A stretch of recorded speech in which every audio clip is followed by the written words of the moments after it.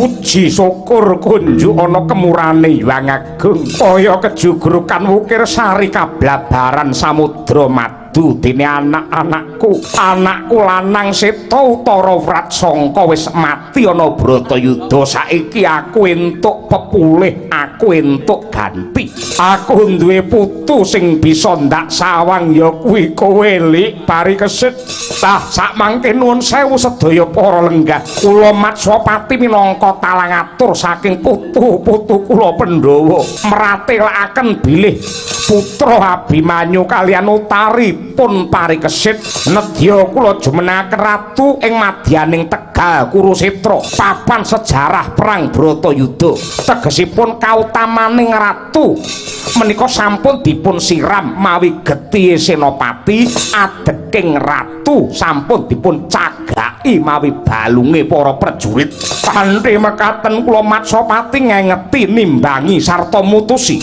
Parikesit kula wisuda jumeneng ratu wonten ing Yastina kanthi ajejuluk Prabu Parikesit ya Prabu Paripurna ya Kresna Dipayana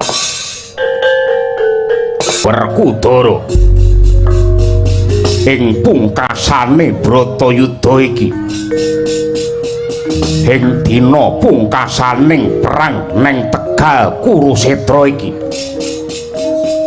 nadyan senopati lan prajuritku wis entek aku wis ra duwe sapa-sapa Duryudana wis ra duwe apa-apa nanging aja gembelo sirahmu Le aku isih ngadeg jejeg netepi jiwa satriya Duryudana durung kalah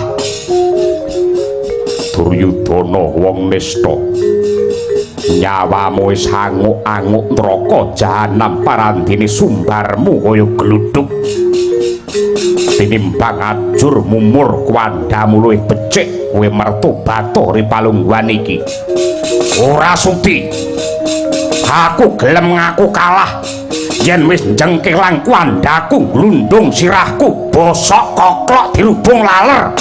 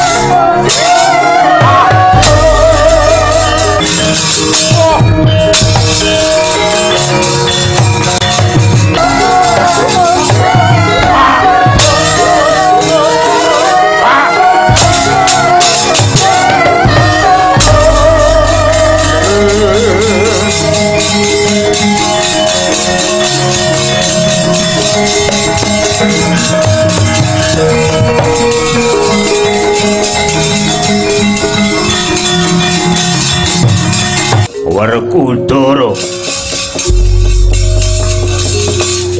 kejem tegel tenan kowe karo dulurmu tuwa ndok ajar ngangge gadamu rujak polo nganti wujudku ora memper menungso kaya ngene ning sawangen le Duryudana isih urip Duryudana durung kalah negaraku Ngastina ora bedah nganti kapan wae Duryudana sing menang kowe sing kalah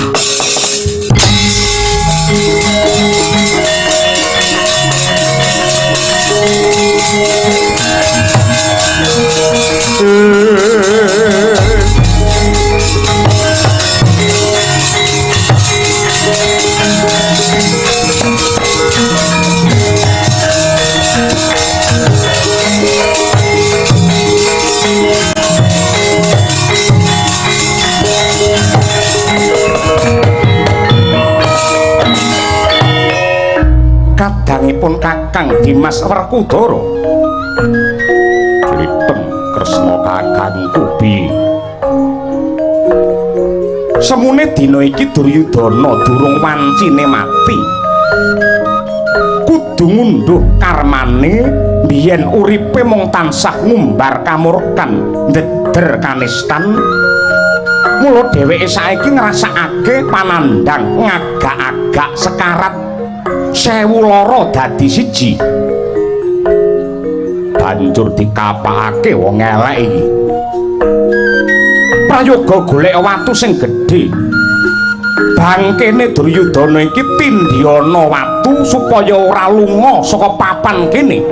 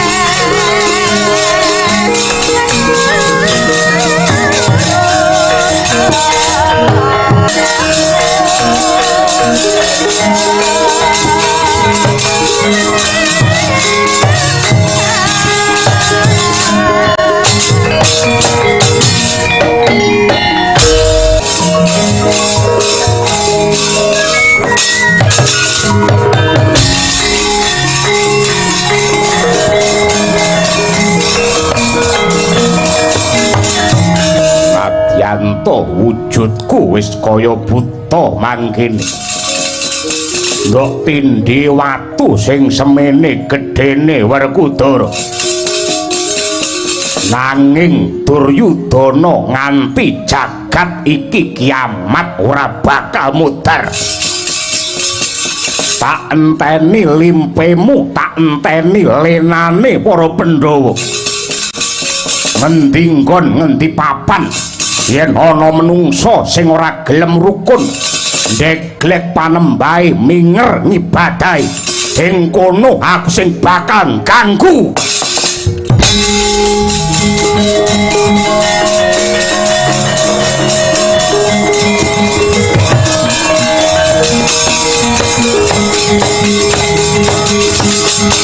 kula nuwun sewu Yayi Samyaji Yayi Puntadewa kadangipun Kakang menapa darunanipun kawis tinggal rengu lan boten rena ing penggalih Pandhawa sampun paripurna angemban dharma jejiban suci ladi dumateng keparenging Dewatadi mbrastata sumbering angkara ingkang kasarira dening para Kurawa ing madyaning perang ageng Bratayuda nuwun sewu Yayi Puntadewa menapa kinten-kinten paduka mboten klentu ing patrap dene paduka namung kegubel ing rasa susah menawi saking pamamas kula kedahipun paduka miwah para kadang Pandhawa muji syukur dumateng purbane Hyang Agung awit pinaringan kajayan ing Bratayuda Kurawa tumpes tapis tanpa sisa dene Pandhawa wetah boten wonten ingkang pejah.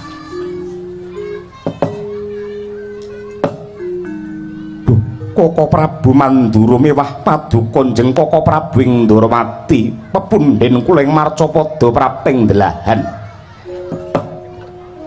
Kula rumaos kebak ing dedusan lan dados sumbering kacintrakan.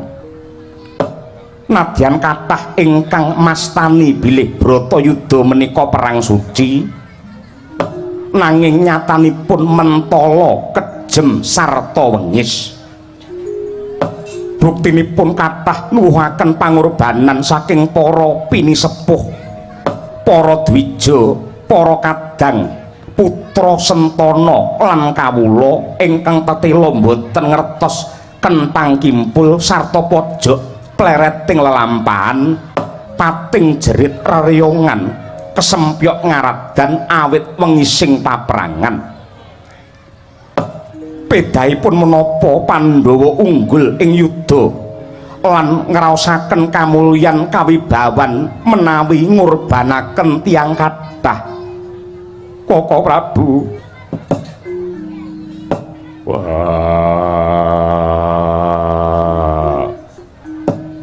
barep kakangku ndak jaluk kuwi aja ngeling-eling marang lelakon sing wis kepungkur. Kowe aja ngeling-eling dumadine Bratayuda. Kowe aja nangis. Sing jejeg hadepmu, sing santosa batinmu. Yen kowe tansah ngrembug Bratayuda kaya ngono kuwi. Aku dadi kelingan Gatot. Gatot Kaca mati merga dadi korbaning paprangan. Werkudara. Werkudara. Apa? Kowe iki satriya apa bayi? Kowe kuwi satriya apa bocah? Satriya nek gembeng kaya ngono. Sing mati kuwi ora mung anakmu tok, kabeh anak Pandhawa wis entek. Para tuaku Rama Prabu Salyapati uga wis seda. Aku ora maido kaya apa sedhiye wong tuwa kelangan anak, ning mbok aja nangis. Mergo yen kowe nangis kaya ngono kuwi aku dadi keronto-ronto ngono. Iki piye tek malah nular rene lho ora. Le menggak le menge ngadine aja nangis kono malah saya gembeng kaya ngono. Yai Kresna kono gagentang pernah no ki rasane adi-adimu kuwi. Lakone abote kaya ngene. Nggih kula tak matur nuwun sewu. Yayi Puntadewa, kula kinten namung jalma pinilih ingkang kewawi narbuka kaendahan ingkang kasimpen saklebeting kesusahan. Namung jalma pinilih ingkang kewawi narbuka kaendahan ingkang kasimpen saklebeting kesusahan. Kula aturi enget bilih tekliwering kahanan mubah musik ing swasana mboten badhe uwal saking pamerdine Hyang Agung. Mila menawi mulat gelaring Bratayuda yen karaos Pandhawa kebak ing dedosan karana tegel tega mentala dumateng sedanipun tiyang kathah. Nanging menawi saking petang kula Pandhawa menika dutaning pangeran ingkang kajibah ngayahi dharma suci ingkang datan kalepetan ing dedosan. Dasaripun menapa? Sepisan Pandhawa mboten wenang anduwa kodrating pepesthen bebasan kridaning ati tan kuwawa mbedah garising pasti budidayane menungsa tangeh sembada ngungkuli purbane kang kawasa menika sepisan. Angka kalih Bratayuda mekaten dados sarana kelampanipun ujar lan kaul tagih tinagih antarane utang piutang miwah rampunge babakan ingkang tiyang anggadhahi lepat lan dosa. Dening angka 3 Bratayuda yekti dados rana sirnaning Budi Candala icaling watak murka sarta musnaning hambek sadu ingkang kedah mrawasa dumateng angkaraning bumi tindak siya ingkang dipun sandang dening para Sata Kurawa. Werkudara, apa? Perkara kowe kelangan anak ya kuwi si Gatotkaca aja nduk pamerake marang pun Kakang. Anakmu mati bergagah dadi Kusumayuda ngrungkepi bumi pertiwi beda karo anake Kresna. Bomo kae mati sing mateni aku dhewe apa kira-kira si Adi tegel nglakoni kaya pun Kakang. Mula biyen kuwi ana crita, ana sejarah utusaning Gusti ingkang diperintah dening pangeran supaya mbleh kelawan anake dhewe. Gandeng iki perintahe pangeran, mula banjur diestokake. Nalika anak mau bakal dibeleh lan dipateni, banjur diganti disalini kanthi wujude wedhus utawa menda. Mula nganti ripalungguhan iki ana pengetan sing diarani pengetan kurban. Nah, apa to maknane kurban? Menungso ki aja banget-banget anggene nggondeli lan gandoli babakan kadunyan nadyan to kuwi katresnan, anak bojo keluarga kuwi katresnan. Kuwi kagungane pangeran yen sak mangsa-mangsa dikersakake bali menungso ora bisa awel lan grundel. Werkudara.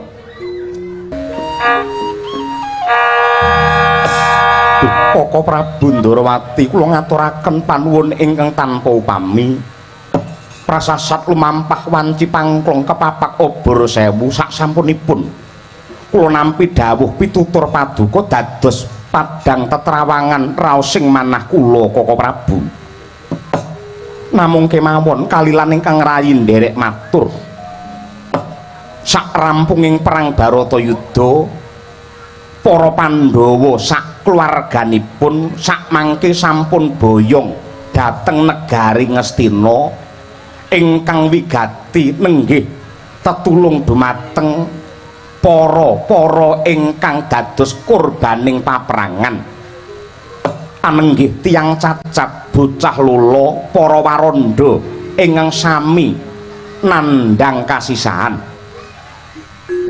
lan atur uninga bilih Yayi Nakula lan Sadiwa dinesamangke mapan wonten ing Mandaraka ngreksa dumateng negari Mandaraka saksampunipun tiniwarsida dening Rama Prabu Salyapati. Kula kaliyan Yayi Werkudara mapan wonten negari Ngastina mung emanipun bingung raosing manah kula wiwit Pandhawa boyong dhateng negari Ngastina. Yayi Arjuna menika mboten kempal manunggal kaliyan para kadang, mboten cetha wonten pundi papan dunungipun. Wah, barep kakangku aja banget-banget anggenmu menggalih lungane Janaka. Mestine kabeh sing lenggah ning kene wis apa karo watake Janaka.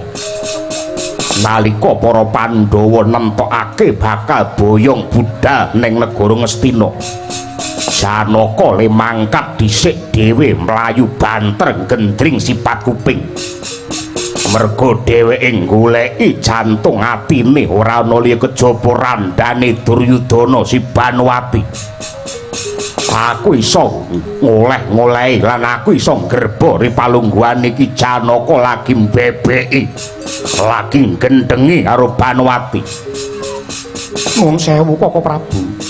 Menawi bab menika babar pisan mboten kula nalar, mboten kula gagas nanging atur uninga swargi anak kula Abimanyu anggenipun bebrayan kaliyan Nini Utari menika sampun anggadhahi anak lanang utawi yoga jaler. Ngantos ripalungguhan samangke dereng pinaringan pusaka nami. Sak pejahipun Abimanyu kedahipun namung Janaka ingkang wenang paring pusaka nama dumateng anak Abimanyu kala wau Koko Prabu. Jagat Dewa Bathara ya jagat Mangestungkara. Inggih Yayi inggih. kula sampun tumanggap dumateng sedaya pangandika paduka lan daya-daya supados Yayi Arjuna mboten kedangon anggenipun lirwa ing sesanggeman. Kula nyuwun pamit Yayi, kula nyuwun pamit. Prasetyaning manah kula mboten badhe wangsul dhateng negari Ngastina menawi mboten gandeng tanganipun Yayi Arjuna. Yen tetela kados mekaten mboten langkung kula ngaturaken panuwun ingkang tanpa upami sembah kula ingkang umiring jengkar paduka Njeng Kaka Prabu Ndarawati.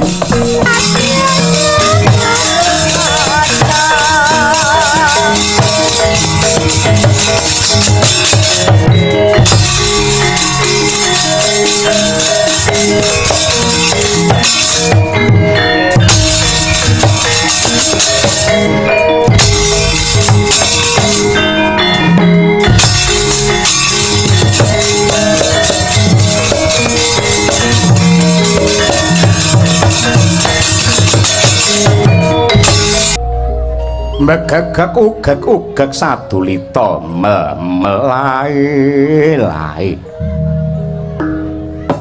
Nuwun sewu Den Ndara Dananjaya.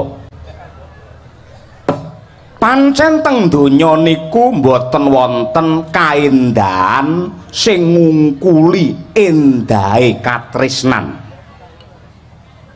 Kula wangsuli atur kula teng donya niku mboten wonten kaendahan sing ngungkuli endahing katresnan. Kosok wangsulipun teng donya niku mboten wonten kesusahan sing ngungkuli panjeriting katresnan. Wong tresna niku nadyanta dialing-alingi gunung, dialing-alingi segara amba, dielekke kalih sapa-sapa niku malah dimusuh niku mangke. Kowe aja ngene kuwi dosa. Kok ngelekke ngoten dimusuh niku mangke. Biasane ngrokok ya dikeki, ning niku mangke iso ora dikeki malian ngoten niku. Ngoten. Lah kesusahan sing banget nyenengake niku, kesusahan sing banget nyenengake niku lamun to kangen karo wong sing ditresnani ning di WA rambalesi ning kono nyetatus terus. Niku sakitnya tuh di sini niku ngoten niku. Kula mboten maido, kula mboten maido. Sampeyan lak nembe edan kepayang ngengleng bingleng kalian Banowati nggih to. Kula ngerti. Sampeyan nganti rabi wong wedok pira-pira niku janjane merga sampeyan ceklek batine mbiyen ra klakon rabi Banowati merga si Banowati palakrama kalian Duryudana mula sampeyan le ngumbar nafsu rabi karo wong wedok pirang-pirang. Karo iki ora cocok, karo iki ora kaya Banowati, karo iki ora kaya Banowati nganti rabi ping 1000. Ya Tot. Sakniki desa pundi to sing dereng nate jenengan inepi omahe niku desa pundi? Lah nek perkara sik enom jaman umur 17 nganti tekan 20 monggo. Sampeyan sakniki wis umur swidak lho. Parandene sing gendhengi karo wong wedok. Sampeyan ngibarate srengenge niku pun mangklung wonten jagat kilen. Yen kanggoku Ndara Janaka ki malah srengenge jam 12 awan. Wis sik panas-panase aja delekne Mar. Lah nganti kok elekne terus ngono iso lho engko bayaranmu malah disuda engko. Umbaren ae aku ora maido. Jenenge Banowati pancen kaya ngono lho. Pawakane jaran teji, kulite le mrusuh kaya ngono kuwi. Le rembukan iki marake nentremke rasa. Rambute ngandan-ngandan, wiwit saka pucuk rambut nganti jempol sikil ora enek gethek cirine iki Banowati. Dasar wase sembodo solah lan wiraga elok ing wadana ndudut rasa irung mancung karya wuyung dadi lan pantese mripat yen mulat sajak njejawat tur tipis lambene yen guyu ngregetke awake lemu-lemu. lencir kuning. Awake lencir kuning tur angemu giring luwes saya kewes marake gemes. Kowe nek malah kaya setan ngono lho. Ora ngelekke ndarane parandene malah ngracun kaya ngono kuwi ora pantes babar pisan. Gus. Sampeyan niku satriya, nggih. Sampeyan wis kondang dadi lananging jagat lancuring Madyapada. Kudune sing mang penggalih sakwise Bratayuda rampung sampeyan boyong teng Ngastina piye carane ndandani rusake negara Ngastina sing biyen wis diongkreh-ongkreh karo Duryudana. Diorak-arik karo Duryudana.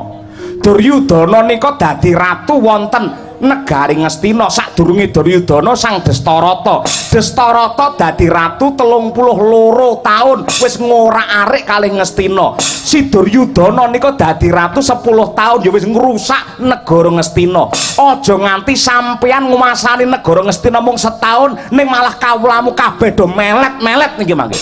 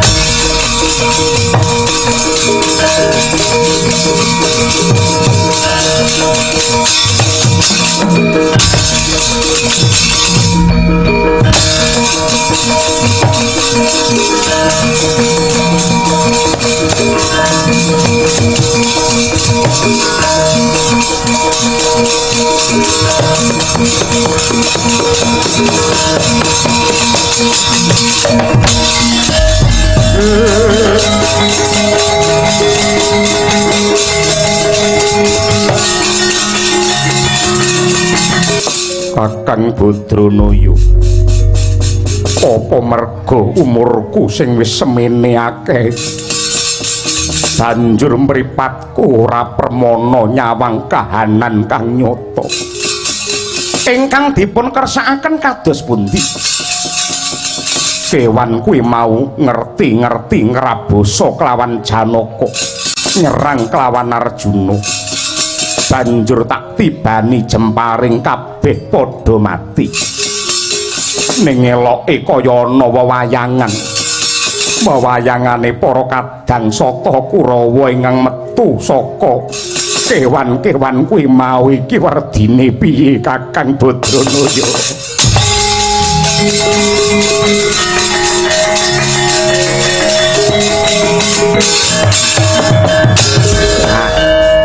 Kula tak nderek matur nggih Den. menungsa menika titahing Gusti ingkang derajatipun luhur piyambak. Karana kalian pangeran menungsa niku dipun paringi mutiara papat sing makhluk liyane menungsa niku mboten duwe. Mutiara papat kala wau siji agama, loro moral, angka telu akal, angka papat rasa isin.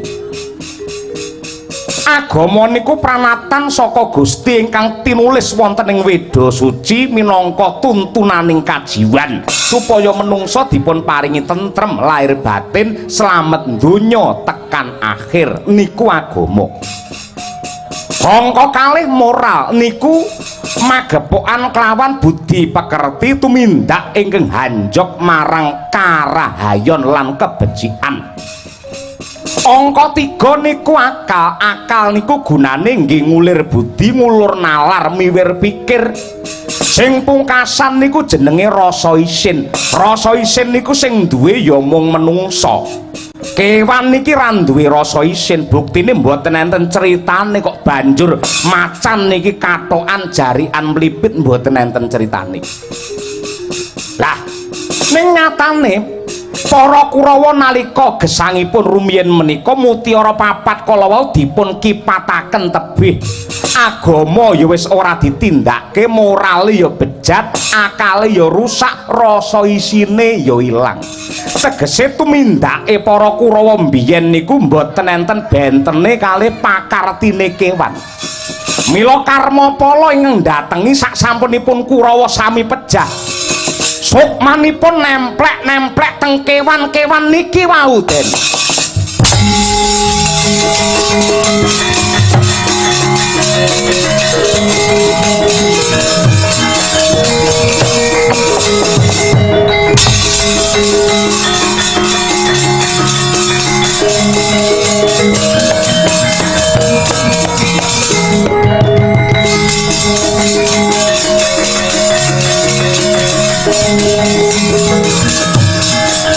Kakang Banowati,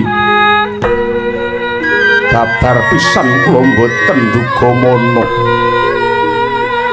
Tepung gelang kekalangan anggen kula madosi papan dunung jengandika. Parandini Arjuna malah manggihaken paduka mapan wonten ing tengahing alas mriki Kakang Bu. Kakang Bu, katuruning bilih perang Bharatayuda sampun paripurna. Para Pandhawa unggul ing yuda dene Kakang Duryudana garwa Paduka sampun seda wonten madyaning Tegal Kurusetra. Pramila saking menika ripalungguhan samangke mboten wonten tiyang ingkang badhe nrimpeti katresnan kula lan Paduka ingkang rumiyin nate punggel. Sakmangke monggo kula dherekaken nyambung katresnan malih Kakang Bu. Kula taksih tresna kaliyan Paduka Kakang Bu Banowati. Kakang Bu, siati aja kleru, siati aja luput. Anggonmu nyakra bawa kelawan kahanane Banowati. Pun Kakang ngakoni lamun to mbiyen sadurunge Banowati palakrama, aku nate gandeng tresna kelawan siadi. Nanging wiwit Banowati dipalakrama kelawan Sinuwun Prabu Duryudana, sejarahku kelawan kowe wis tak kubur jero. Aku wis sumpah kelawan Sinuwun Prabu Duryudana sebaya mukti sebaya pati. Ora ana priya sing ndak tresnani nganti kukuting uripku kejaba mung Sinuwun Prabu Duryudana. Arjuna ripalungguhan iki wis dudu bocah enom menep. Sing menep rasamu ya Di. aja kedilarung-dilarung angin mengumbar kelawan nafsumu Janaka.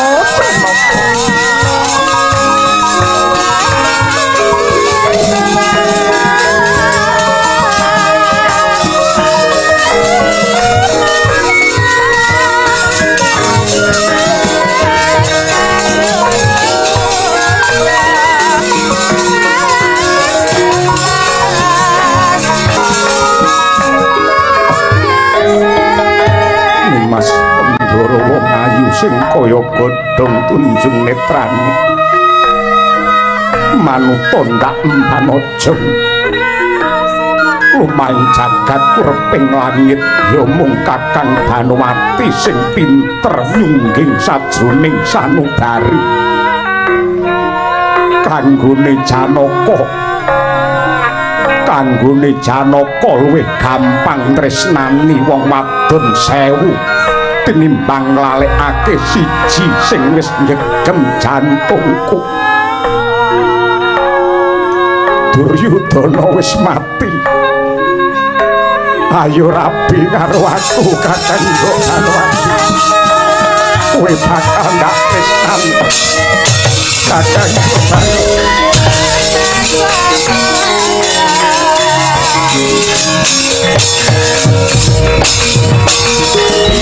Janaka wiwit kuncung nganti gelung wiwit biyen nganti saiki parandene pakartimu nek ora wah babar pisan. Kowe wis dudu canem wis wong tuwa. Haji nek kaya ngono lho iki. Nadyan to upamane Sinuwun Prabu Duryudana wis sedo ora bakal aku ngemis katresnan karo dapurmu. Aku ngerti karo watakmu. Kowe tansah goleki aku, mengko yen bisa ngrenggut marang jatining pemarem ya wis ora bakal goleki aku meneh. Aku apa watake wong lanang kaya dapurmu ngono kuwi. Sumpah Banowati yen pancen ripalungguhan iki Sinuwun Prabu Duryudana sedo aku ya melu mati pisan.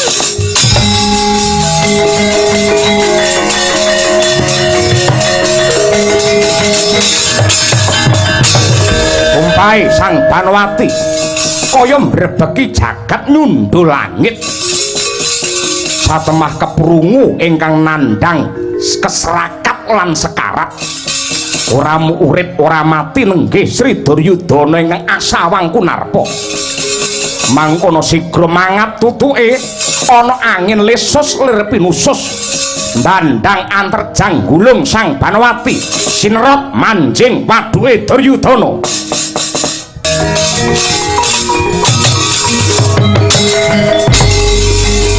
Kakang Banowati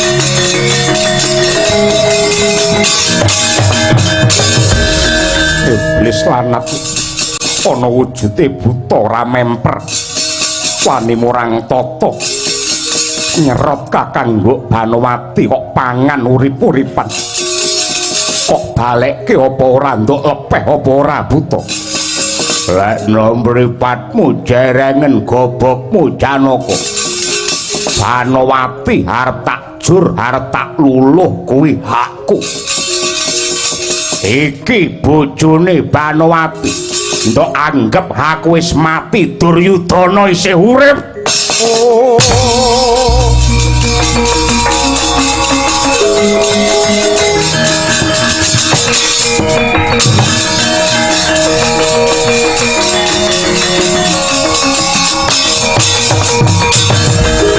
Janji ora kok lepek tak tibani jemparing brodol wadukmu. Ayo jemparingmu tibakno. Yen aku mati Banowati ya melu mati. Apa kaya ngono kuwi sing jenenge katresnan sejati Janaka. Tibakno. Nadyan to akeh sing ngarani kowe iki wong utama, Pandhawa ki wong luhur.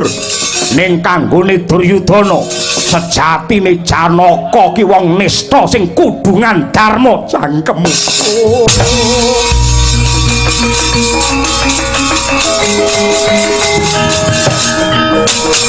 Dibakno Janaka.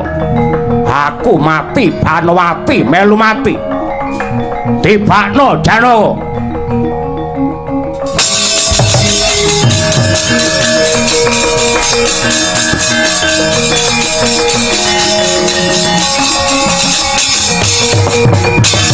Janaka kowe iki ngopo to, Di? Kowe iki ngopo?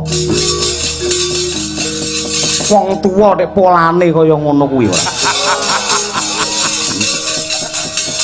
Kowe iki kaya ngono ki ora ana pedaya apa-apa, ora ana gunane apa-apa. Kowe tak kandhani ya. Putumu anak Abimanyu wis lair lanang, rina wengi mung nangis ngayang-ngayang pengin diwenehi jeneng saka mbahe lho.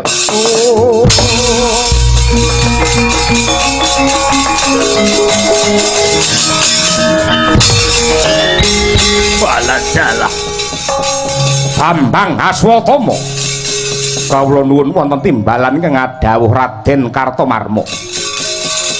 Nadyanto Bratayuda wis rampung para Pandhawa antuk kamenangan. Nanging nyatane ripalungguhan iki wong Ngastina, para Sata Kurawa mligine kekesete Sinuwun Prabu Duryudana urung tek resik. Durung tumpes tapis tanpa sisa ketitik isih ana Kartomarma kelawan kowe Bambang Swatama. Inggih keparingipun kados pundi? Nadyan kaya ngapa lan kepiye? Aja nganti para Pandhawa bisa ndepani negara Ngastina. Kabar nyebar warta-rata ripalungguhan iki Pandhawa wis boyong marang negara Ngastina nanging dinteni lenane para Pandhawa. Kowe anak pendhita linuwih, anak macan aja nganti. Sing jenenge macan aja nganti, anak-anak kucing aja nganti gawe wirang, aja nganti gawe isin. Bapakmu pendhita peng-pengan, kowe kudu bisa ngrampungi gawe. Inggih Raden. Sampun dados sumpah tumraping manah kula. Mboten namung para Pandhawa, nanging satriya ingkang kumawani mejahi dumateng tiyang sepuh kula nenggih pun trusta jemena. Tetep badhe gadah petang kalian Swatama. Dereng marem raos sing manah kula menika dereng mocok jangganipun bagus. Banjur reka dayamu piye? Kula nggadi kadigdayan linangkung nenggih senjata cundha manik. Endi wujude?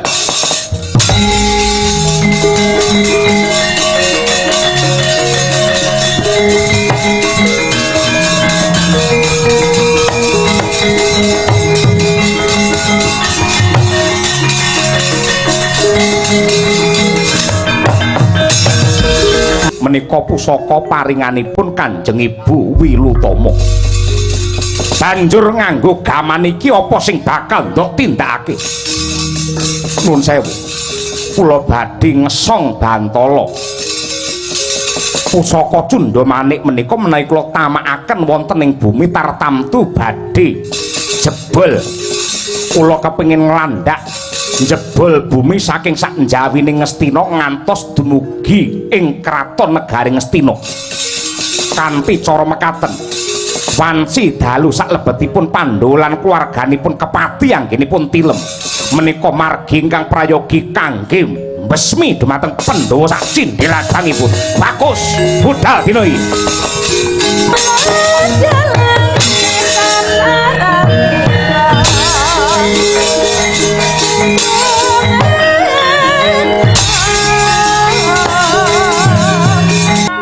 Wiwit laire cabang bayi putumu iki, anak Abimanyu, lair lanang panjenengamu ora pirsa, lan wis udakara meh sak candra parandene durung pinaringan pusaka nama. Mula kang mangkono aku mbahe cabang bayi Sembadra nyuwun kanthi banget lawan Pangeran Arjuna ya mung panjenengamu ingkang trep lan wajib paring pusaka nama Pangeran. Iya. Yayi Sembodra babar pisan ora nglegimu semene agunge kanugrahan saka pangeran putuku lanang pasuryane jebles karo bapakne ya kuwi Abimanyu.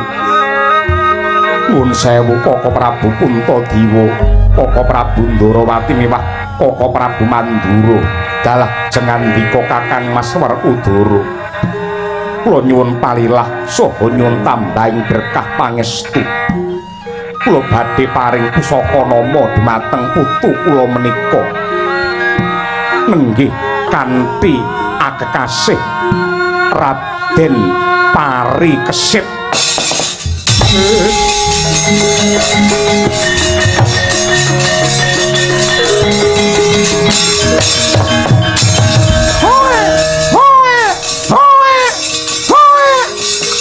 Iki kepiye bareng diwenehi jeneng tek malah budi ngayang-ngayang nangis kejret kaya mangkene.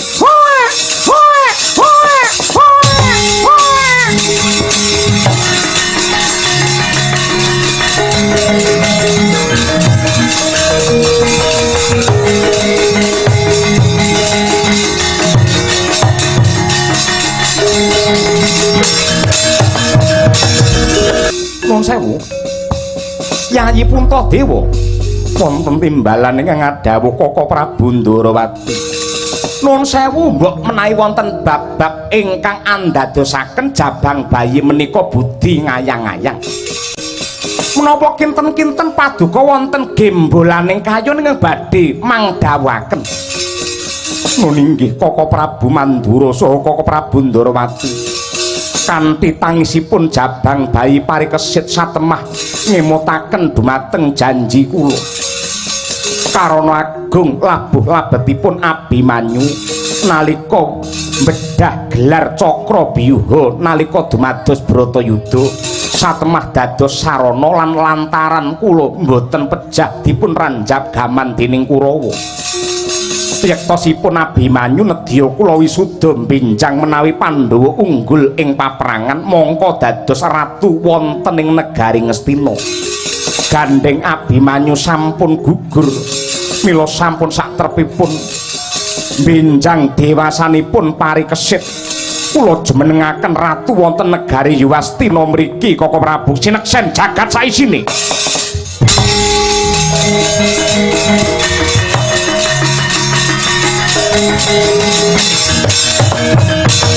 Acarita kaya mangkono ceklakep jabang bayi mandheg nggenya muwun kaya-kaya asung pemut dumateng Narendra Ngastina nenggih Sri Puntadewa ingkang meh wae kalimput riwesnya paripurna upacara paring pusaka nama mangkono para priyagung siga muji syukur mring ngarsaning Hyang Agung dasare andungkap lingsir dalu sami nyambung rasa mring Gusti Kang Maha Nasa. Werkudara sliteng kakangku kepiye?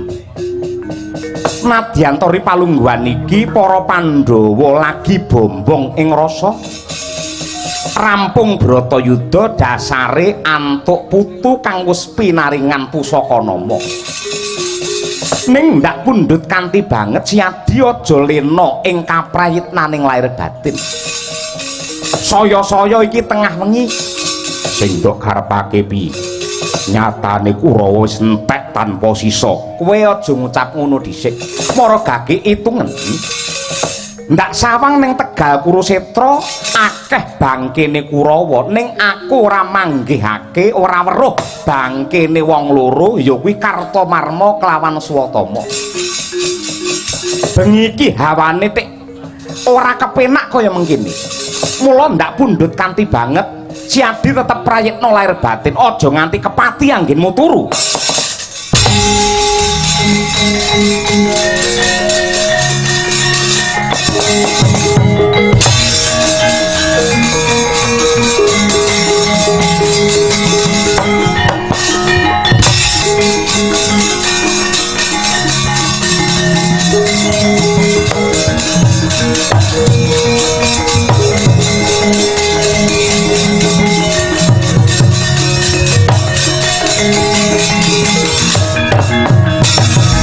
piye Swatama iki wis ngancik lingsir wengi bisa tak gambarake pendolan keluargane ana kedaton Ngastina kepati anggene turu inggih Raden Kartomarma kanthi cundha manik menika kula badhe ngesong Bantala kula badhe nglandhak bumi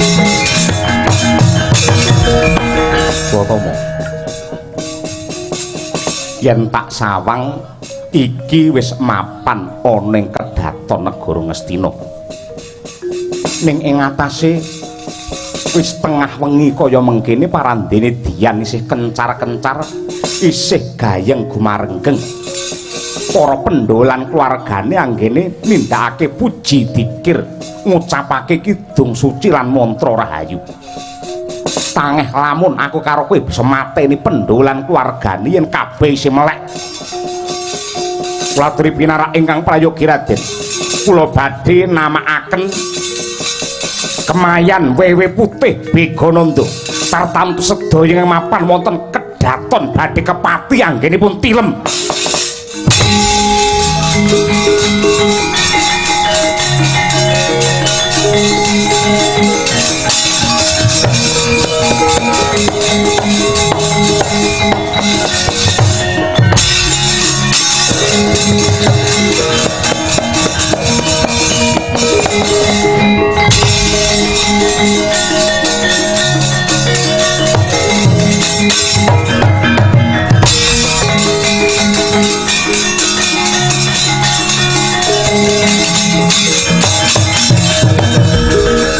yen ora kleru kang dadi panyawangku iki anak Puntadewa sing jenenge Pancawala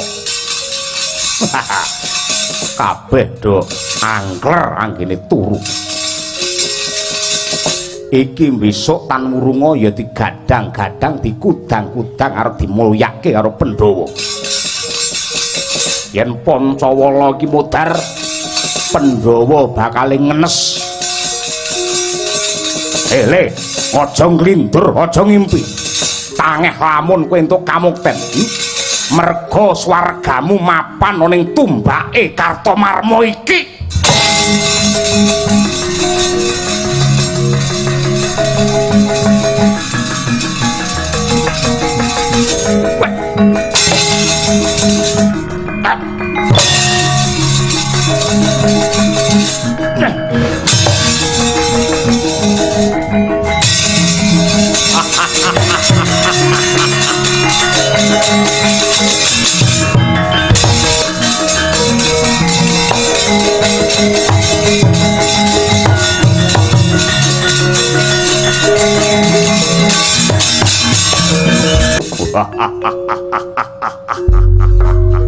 ketemu tenan ya iki sing nyedani wong tuaku Resi Durna pocok janggane nggih bal-balan terus Tajumena Satriya Pancala melu golek pengayoman ning Ngastina utang wirang nyaur wirang pangpati nyaur pati iki sing bakal Swatama nguntapke nyawamu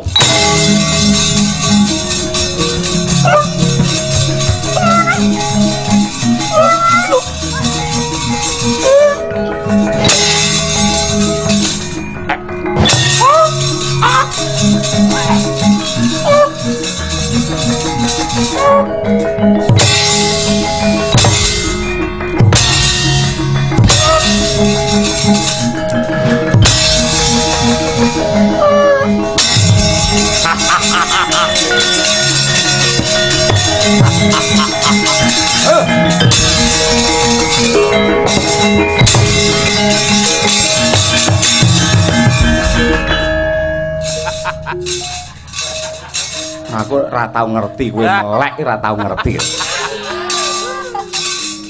Dagelan elek Petruk karo Bagong. Oh. Bongko tenan. Dudu karepe dhewe kowe wani murang toto mlebu kene. Jangkrik bae nglintur. Nglinture ngeget-ngegeti maling ngono. Petruk karo Bagong rambut jaji. Dudu kowe wis tak goleki.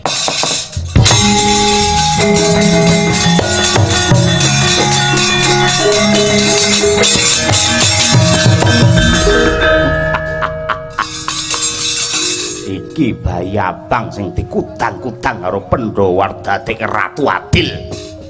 Adil-adil apa? Mergo ditresnani karo Pandhawa, mbae turu nang kene njaga karo putune. Wah. Mbae cek ayu modele. Sembodro ngatasi ayune kaya ngono karo sing lanang tinggal gendrakan.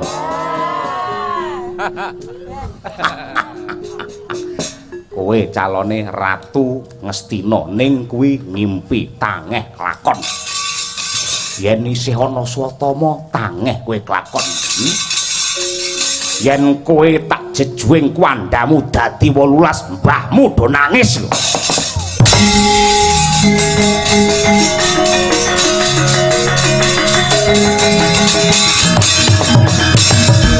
Kacarita kaya mangkono. Nadyan to den ancam den incim. Pejahe nenggih jabang bayi parikesit parandene babar pisan boten nangis. Malah guyu lakak-lakak kronca-kronca kang suku. Nanging elok ing kahanan jabang bayi parikesit ingkang tinenggan pusaka Madukara kekalih kagunganira ingkang eyang nenggih Sang Raden Arjuna. Keris Kyai Pulanggeni saha jemparing Kyai Pasopati. Mangkono den pancal dening sukunira jabang bayi parikesit pusaka kekalih kala wau mencelat. Pasopati ngenani dadane swatama dadi lan patine. Ewadene Kyai Pulanggeni mencelat ngenani jantunge para Sembadra dadi lan sedane.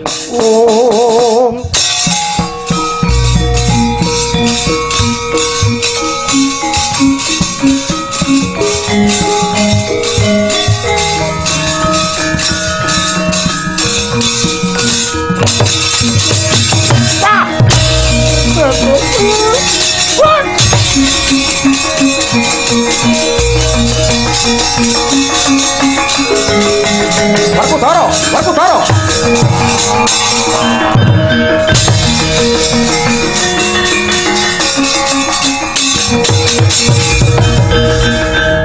Bojoku Sembadra.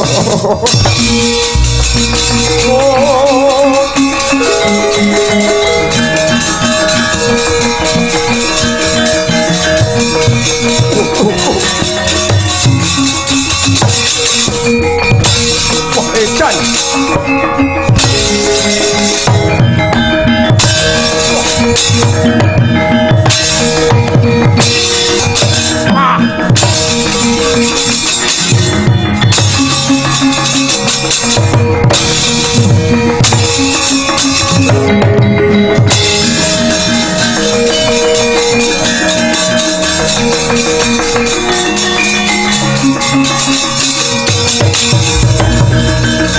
Sri Kandi mati. Doro.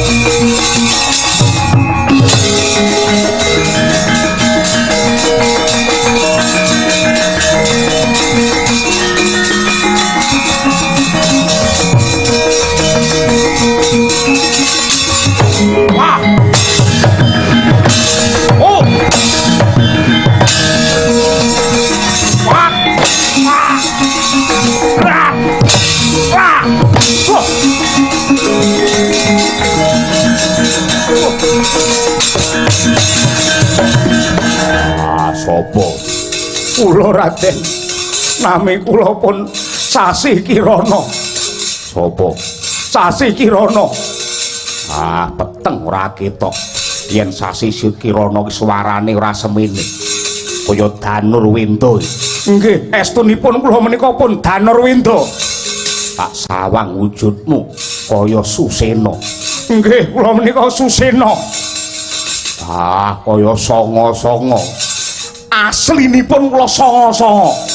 Angkeme wong elek Kartomarma cikalane mungsuh.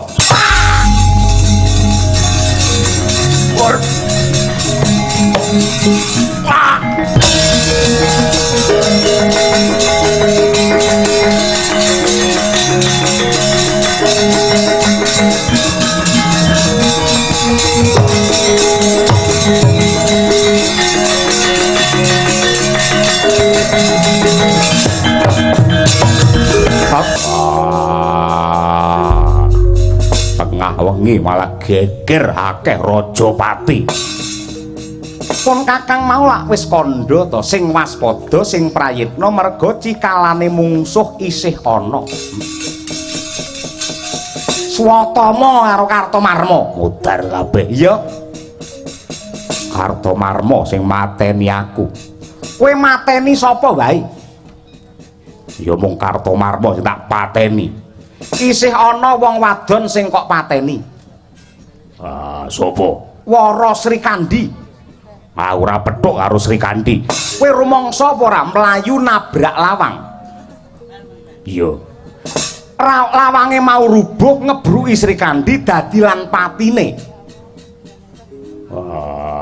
Mosok wayang matine kebrukan lawang. Lho pancen lakone kaya ngono kuwi, Dik. Akeh banget ke lho Janaka ngengklenge lho.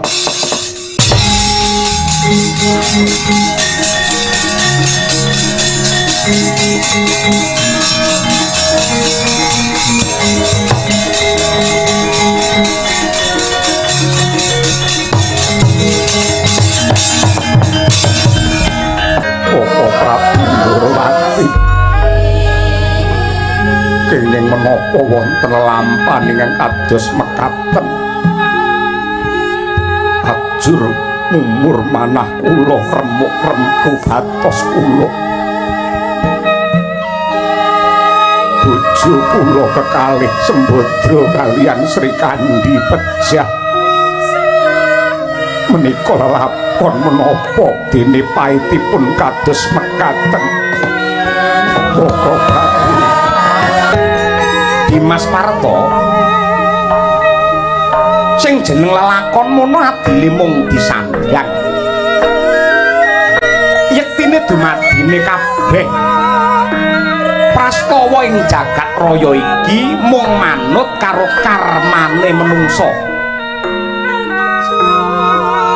Saiki Siadi mara gage ndak kanthi ngorak-arik nalarmu, ngolak-alik rasamu, ngemut-emut karo lelakon nalika Siadi madeg dadi cipta wening ana ing Guwa Mintaraga ing Gunung Indrakila. Ya merga saka gedene kasutapanmu satemah dewa paring kanugrahan kawan Siadi, apa wae kang dadi panyuwunmu mesti bakal dikabulake karo dewa. Siadi sepisan nyuwun apa? Kula nyuwun supados para Pandhawa unggul ing perang Bratayuda. Angka loro supados kula sakadang Pandhawa pinardawa ing kamulyan pinaringan panjang yuswa. Liyane kuwi boten wonten. Kowe ora njaluk karo dewa bab keslametane bojomu karo anakmu. Sing kok pikir mung awakmu dhewe men kowe dadi satriya sekti, satriya mulya menang ning Bratayuda dawa umurmu ning ora tau ndongakne karo bojomu karo anakmu. Mula raneh ramokal anakmu Abimanyu Irawan. Klebu bojomu sakloron. Sembadra karo Srikandi ora lono uripe. Merga ora kok dongake mongko dongamu nalika semana mesti dijabahi karo para dewa. Yen lakone dadi kaya ngene iki sing kleru sapa? Kowe wis tuwek. Wis duwe putu. Kowe golek bojo kaya Sembadrani ning ndi ayo? Golek bojo kaya Srikandi sing lincahe kaya ngono, Sembadra sing sabar legawa kaya ngono ki ning ndi ayo? Ning donya ora genep loro. Yen lakone kaya ngene sing salah sapa? Sampun. Sampun kula ingkang salah. Oh.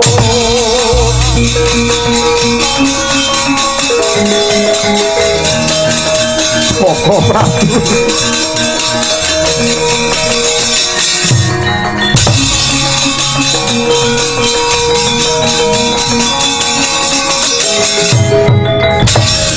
Begegek ugak sadulita me.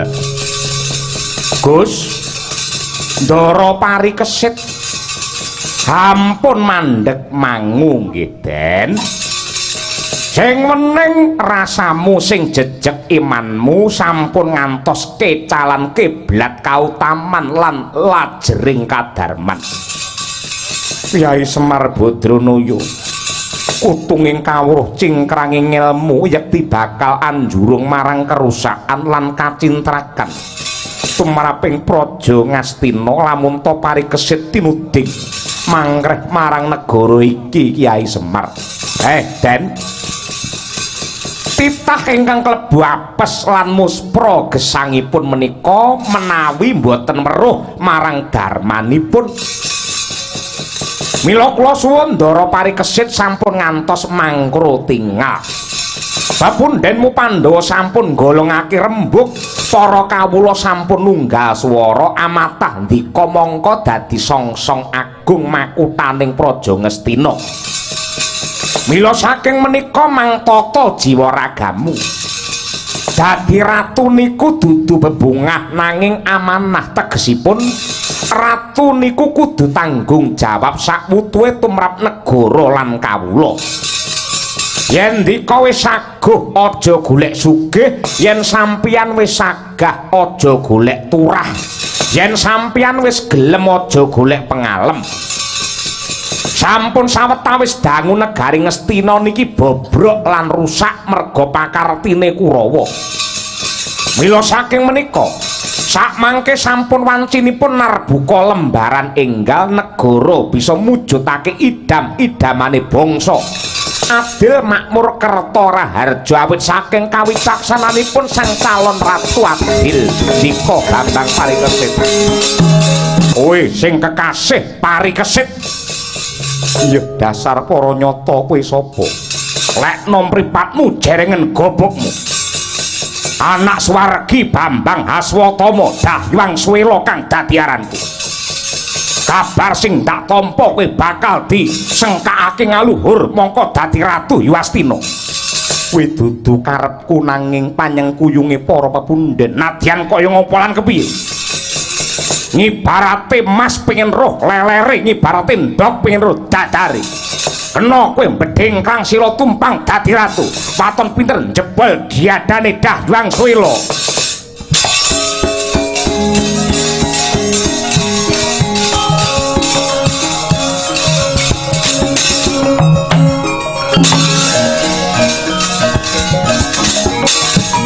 Wah. Oh. Ah.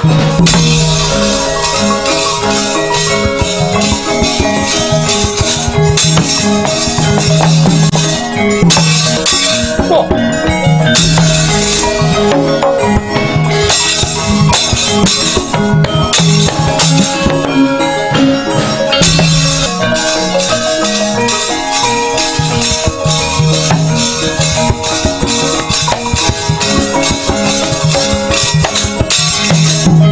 Wah.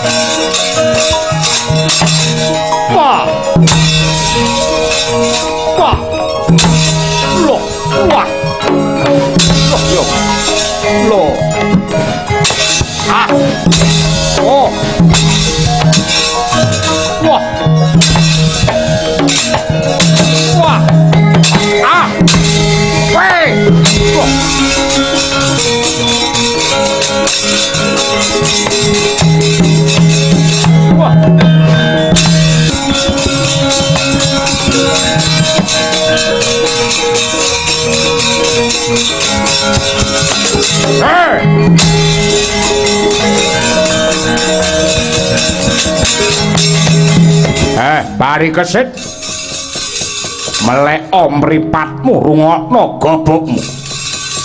Aku Dursa Subala anak Dursasana njaluk marang para Pandhawa supaya papan dunungku kasatriyan Banjarjunut bisa merdika uja saka cengkremane Ngastina.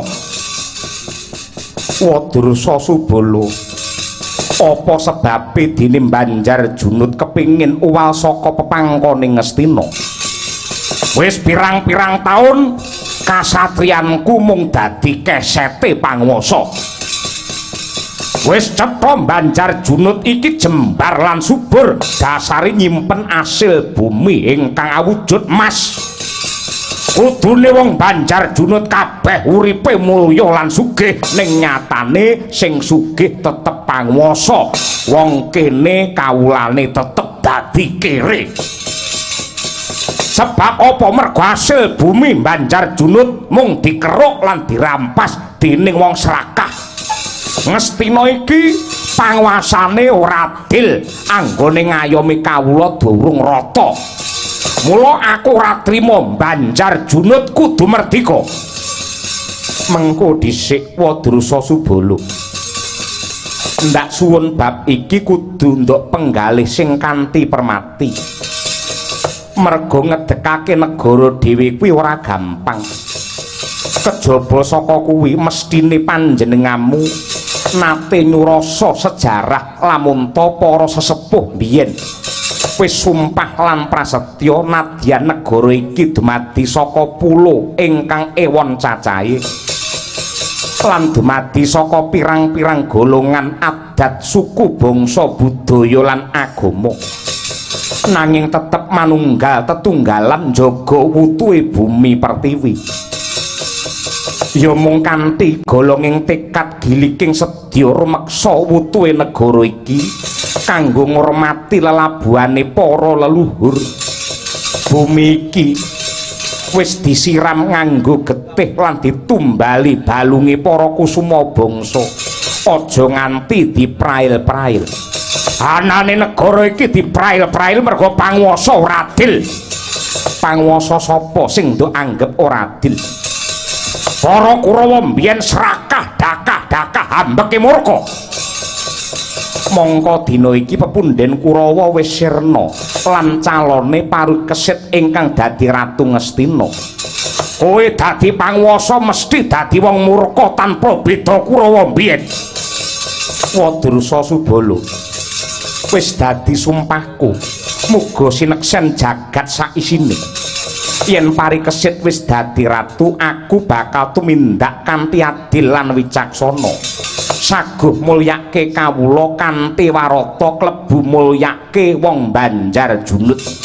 Kabeh calon ratu janjine legi ning tek-entekane mung arep ngapusi kowe.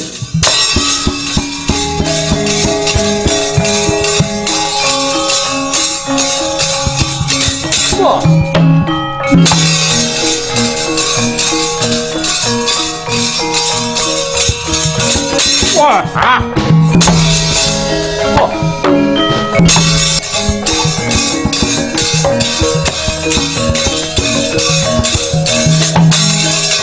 Wah. Oh. Hey.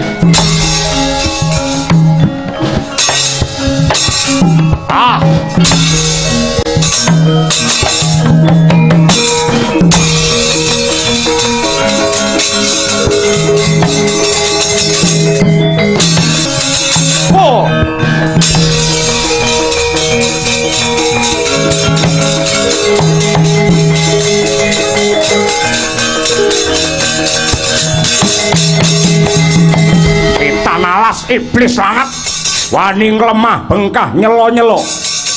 Sapa kowe? Bocah pringgondani anak Suwargi Gatotkaca Sasi Kirana kang dadi aranku. Karepmu apa melu cawe-cawe perkara iki? Yayi Parikesit kae calon ratu. Aku dadi Sentana duwe kewajiban ngayomi karo panjenengane. Yen ngono kowe njaluk radawa umurmu. Dibuktekne kaprawiranmu padha karo gerangamu biyen apa ora?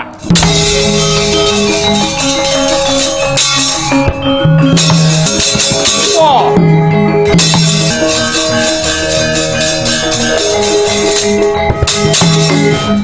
Oh. Oh. Ah. Loh, wedian. Oh. Wah.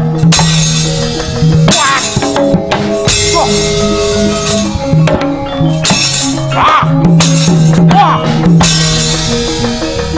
Hot. Loh. Ah. Oh.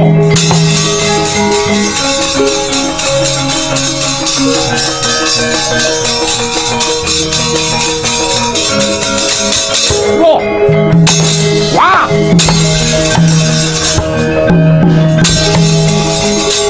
Whoa! Whoa!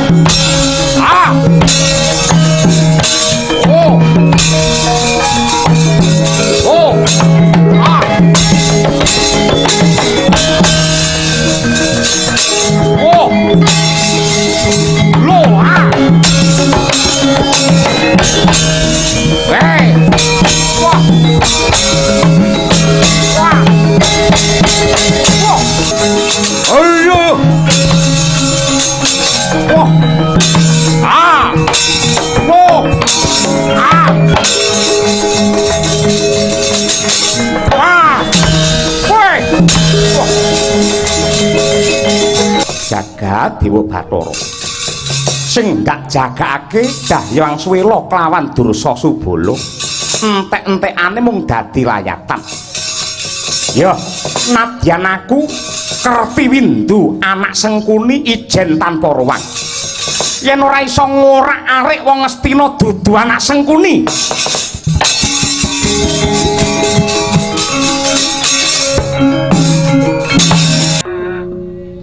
Kula nuwun sewu Kisanak dereng dangu rawundika wonten ing Pancala mriki. Kula pun Panca Kusuma ngaturaken pambagi panakrami mawan tuwan-tuwa kunjuk. Nun inggih. Sanget anggen kula nampi dening ngantos semanten Sih Kadarman sarta pakurmatan ingkang dika paringaken dumateng kula. Lulus saharja niring sambi kula anggen kula sowan mboten langkung salam taklim kula mawan tuwan-tuwa katur. Inggih. Kula tampi dawah sami-sami. Nyuwun pangapunten mboten kok nama kami tambuh nanging dasaripun dereng mangertos. Kalilan kula Nilagandha jengandika menika sinten lan saking pundi? Nun sewu.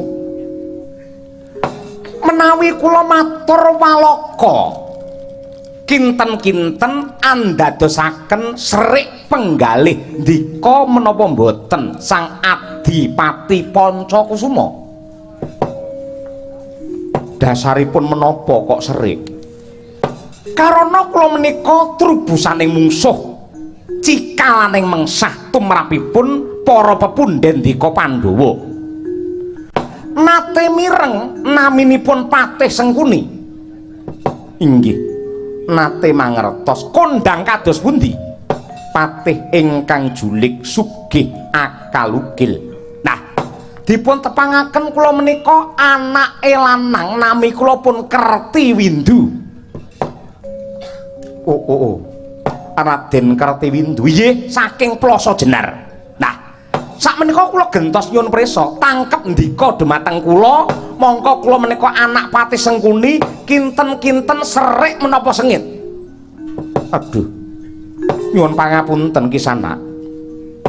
Nadyan kados pundi kemawon kula mangertos dumateng kautaman lan kawicaksanan ingkang tegesipun lelampaning kang kawuri cekapa kinarya tepa palupi sak rampungipun perang Bratayuda sak saged-saged memengsan antawisipun trah Pandhawa lan Kurawa menika kedah dipun sigeg kedah dipun rampungaken wasana wontenipun namung ngagengaken raos katresnan. Lah syukur bagi sewinten kados mekaten. Nuwun sewu. Samangke gentos kula nyuwun priksa malih. Sampun midanget napa dereng bilih Ngastina badhe wonten wisudan ratu? Inggih, mangertos. Adi kula pun parikesit badhe sinengkakaken ing aluhur dados narendra wonten ing negari Yastina. Nuwun sewu. Mboten kok nama kula menika nglincipi cara ngapapak ngobak-obak banyu bening menika babar pisan mboten. Pancen para Pandhawa rumiyin menika piyayi ingkang luhur, piyayi ingkang sae kebak ing reh kawicaksanan ning kegawa umur ingkang sampun kathah. Umur ingkang sampun kathah lalu ingkang yuswa satemah kirang permati lan permana anggenipun netepaken kawicaksanan. Nuwun sewu. Parikesit menika lak tedhak turunipun Abimanyu. Abimanyu menika anak Janaka, mongko Ratu Ngamarta rumuhun menika Sri Puntadewa. Lah kedahipun menawi Prabu Puntadewa menika lengser ke Prabon ingkang nyulihi menika putranipun Sang Pancawala. Gandeng Sang Pancawala sampun seda, kedahipun nglerek dumateng putranipun Sang Pancawala nenggih paduka Sang Adipati Pancakusuma. Lah menika cetha lamun ta para Pandhawa menika mboten adil, para Pandhawa menika mban cindhe mban siladan. Mboten perkawis ndika ingkang milik dumateng derajat pangkat edan kalian wujudipun pakurmatan menika babar pisan mboten. Ning lereke ngadil kedahipun kados pundi kedah dipun kencengaken. Parikesit menika sanes trahipun Puntadewa tek arep bedhengkrang dadi ratu menika kados pundi? Nuwun sewu. Yektosipun leres ingkang dados pangandika jengandika. Bilih babar pisan kula menika mboten milik dumateng kalenggahan, mboten edan kalian jabatan. Ning dados tarunane bangsa menika menawi ngertos negaranipun semunipun Deyer ingkang dados adilipun sak saged-saged kula badhe atur sumbang surung njejekaken adil kala wau. Lajeng sakmangke keparipun kados pundi? Kula badhe matur dumateng pepundhen Pandhawa. Kula badhe unjuk rasa wonten negari Ngastina. Menawi ngantos parikesit nekat dipun jemenengaken nata. Kula damel segara geni negari Ngastina. Lah rak ngaten.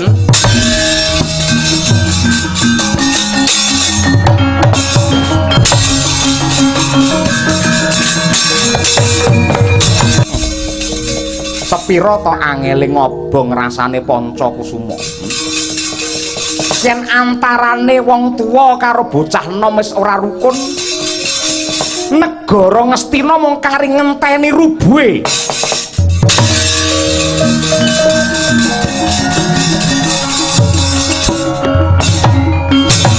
Kanjeng Hyang Sri Bagindo Matswapati, tuwin sedaya para pepundhen, kula Puntadewa nyuwun pangestu nedya misuda putu kula pun parikesit ing madyaning Tegal Kurusetra. Karana papan menika papan ingkang nyimpen sejarah ageng tumrap jiwa luhur lan sucining para kusuma bangsa ingkang lila legawa kurban jiwa raga kangge Rabu ing kautaman.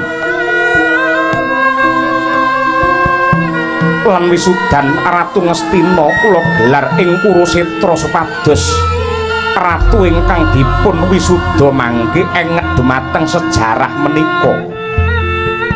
Nah, kejawi saking menika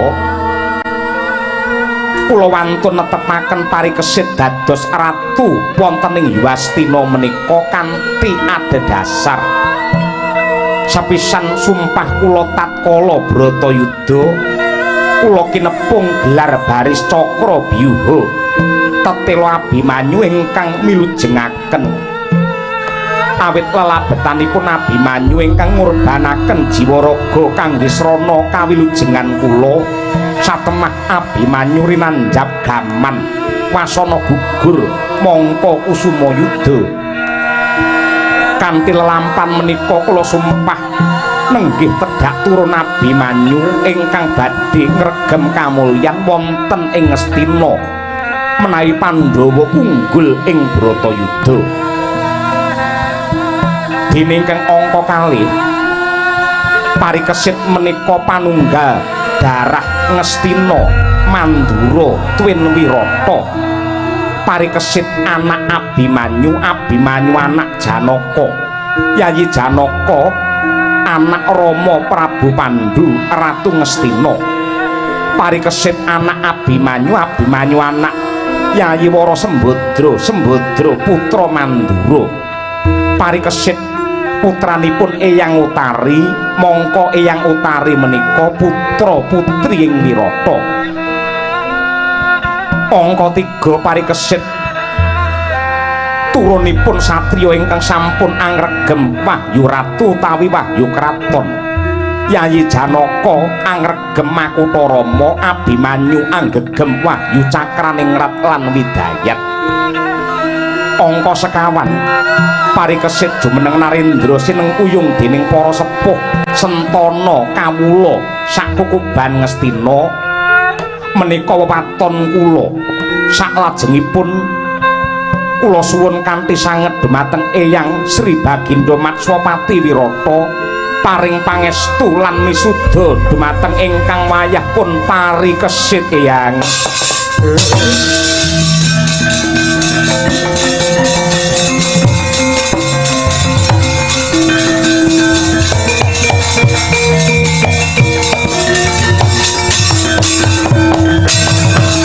ladalah puji syukur kunjuk ana kemurane Hyang Agung kaya kejugrukan wukir sari kablabaran samudra madu dene anak-anakku lanang Seta Utara Vratsangka wis mati ana Bratayuda saiki aku entuk pepulih aku entuk ganti aku duwe putu sing bisa ndak sawang ya kuwi kowe Lik parikesit tah sak mangke nuwun sewu sedaya para lenggah kula Matswapati minangka talangatur saking putu-putu kula Pandhawa mratelaken bilih putra Abimanyu kaliyan Utari pun parikesit nedya kula jumenaken ratu ing madyaning Tegal Kurusetra papan sejarah perang Bratayuda tegesipun kautamaning ratu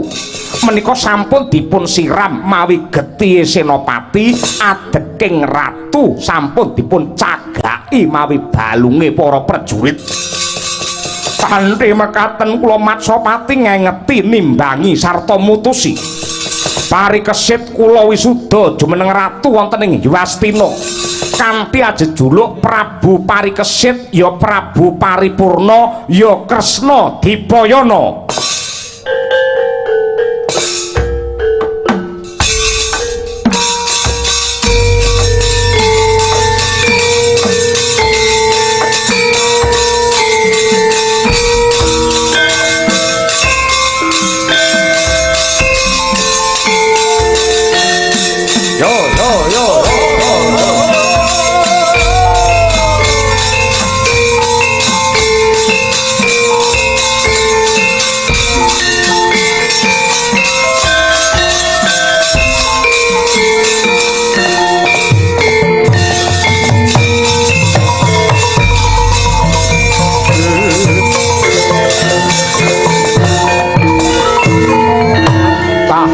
sasampunipun kula netepaken parikesit dados ratu mesti kemawon wonten pujangga lan boten wonten ingkang trekapatah kejawi namung putu kula Mandura putu Prabu Baladewa ewa semanten patih njaba lan patih jero kula pendhetaken para putra-putra ingkang sampun gugur saderengipun Bratayuda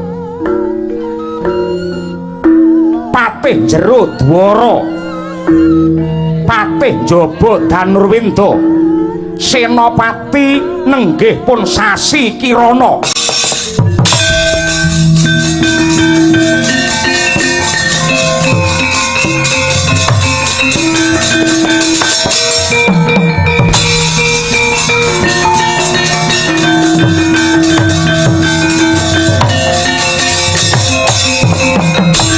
Nuwun pangapunten para pundhit. Kula pun Danara Wendra tumantaka sowan tanpa piniji ngaturaken geger ngemapan wonten ing alun-alun Ngastina. Nenggih pun Panca Kusuma ingkang bengok sura sesumbar mangwuh unjuk rasa mboten nrimakaken menawi parikesit kajumenengaken Narendra.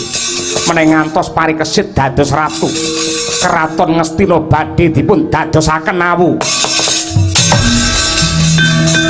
Mandeg putu.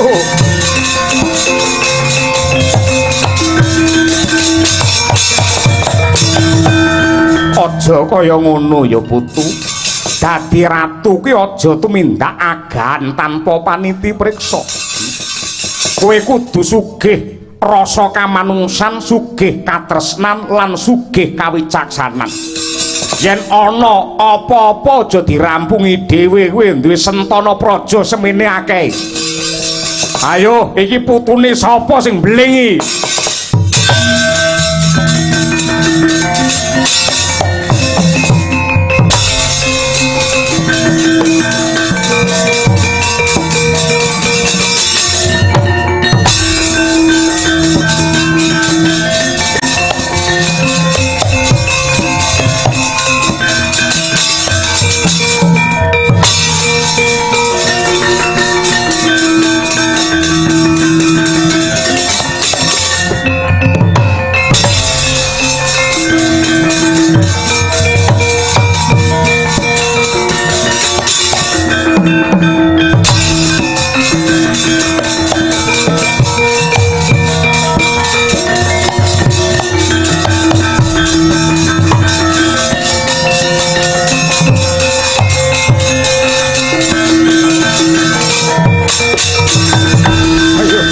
Suramrata Jayamrata gerbuten aku.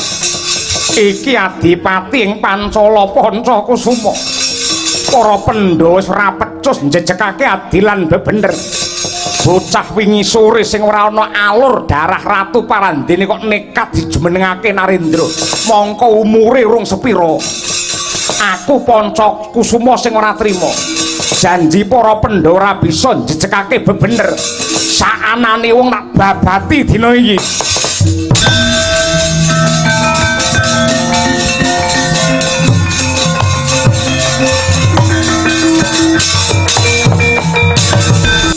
Panca Kusuma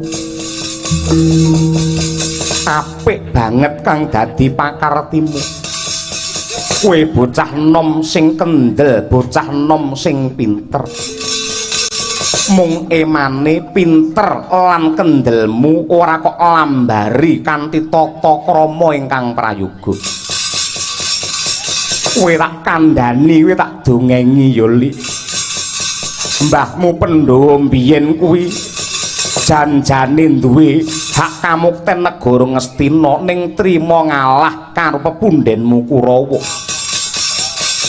Mula direwangi mlebu ana ing Wanamarta mbabati alas toh jiwa raga. Nadyan toh jiwa raga ning para Pandhawa mbiyen nglakoni kanthi lila legawa ikhlas lair tekan batin. Mula entek-entekane bareng tinuku sarana laku teteken tekun satemah katekan para Pandhawa antuk kamukten negara Ngamarta. Durung suwi anggene ngenyam kamukten lan kawibawan banjur merga serakahe para pundhenmu Kurawa lantaran sesukan dadu mbahmu Pandhawa dadi wong buangan ning alas 12 taun. Dadi batur setahun ana ning Wirata. Tegese wong tuamu mbiyen wani mulya ya kudu nuku sarana rekasa. Kepingin antuk nugraha tatawane ya nyawa. Ning kok tiba kosok balen karo kowe ngibarate tengok-tengok nemu kethuk. ora yasa negara ora yasa kamukten ngerti-ngerti mung kari lenggah dampar ning parandene kuwi isih ora trima mongko sing jenenge nom-noman sing apik ki aja sok nuntut karo negara ning kudu diwalik negara kuwi mbutuhake para nom-noman sing bisa njaga marang kayuwanane praja ning nyatane kuwi ora gawe tentrem kepara malah gawe tintrim ora ndadekake Kertaraharja ning malah gawe gendro aku mbahmu isin nyawang sorot ing srengenge yen kowe pengen dadi ratu ana Ngastina tugelen guluku dhisik eyang